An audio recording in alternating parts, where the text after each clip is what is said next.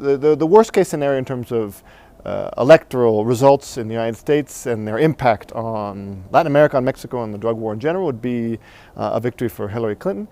Hillary Clinton is much worse than Barack Obama. In terms of international relations, she's much more of a hawk, and in terms of relations towards Latin America, she's tried and true in her support for authoritarian dictatorships, the Honduran coup, for instance, her response, and in general for continuity of the repressive drug war politics.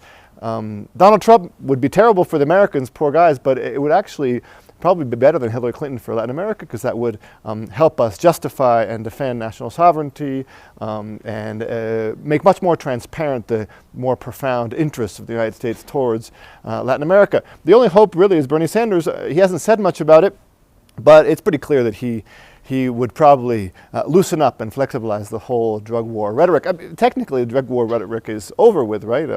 Kirkowski, the most recent drug czar, declared the end of the drug war, but that's for the United States. There's been legalization of marijuana in a dozen states, but in Mexico, we're in the same old situation. The drug war is much more aggressive and is claiming many more lives every year. And so, yes, it's very important for Mexico and Latin America to pay attention to what happens in the United States elections. Once again, the drug war in general, but particularly in Mexico, has little or nothing to do with drugs. It's about social control.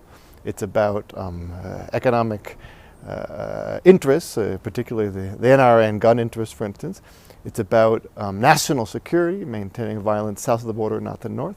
And it's about Mexico paying all the externalities, the costs of drug consumption in the United States. In the end, drug consumption in the United States is in the interest of the ruling class, because this keeps people down, it keeps people entertained in other interests. And so it's not about controlling drugs. I think that's becoming clear every year, and particularly in Mexico. And so that's why a president like Peña Nieto or like Calderón or Fox, so for instance Calderón or Fox, both of them, at the end of their terms and after they left, made public statements in favor of legalizing drugs, because even they know that this is in the interest of North America and the American society. But while they were presidents, they weren't particularly interested in doing it, but even if they had wanted to, they couldn't do it because of their position towards the United States. The only way for Mexico or Latin America to really free itself from the U.S. war on drugs would be to have a president who actually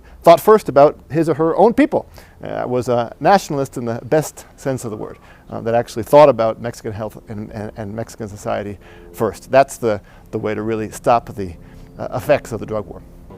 The drug war from its very beginnings has been racialized and racist. I mean, the whole point of the drug war from the very beginning has been, like I said, not only about drugs, but about controlling and repressing communities in Latin America and within the United States itself. It's been one of the best ways for law enforcement to produce this astounding number of over 2 million incarcerated, of which an incredible disproportionality are Latin Americans, are African Americans, are so-called minorities in the United States. So, of course, the battle against the drug war is also a battle against white supremacy. It's a battle against everything which is holding us down as communities in the Americas as a whole.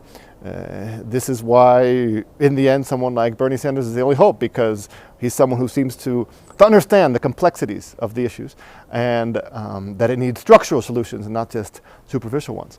Yeah, lots at stake in this election. The important thing I'd like to insist is that Hillary Clinton, I think, is probably the worst scenario for many reasons in terms of her past experience and her present proposals, even though she may pretend to be more open to the people of color or those who want to legalize drugs. She might do that within the United States. But from a Latin American perspective, Hillary Clinton is a disaster, or would be a disaster.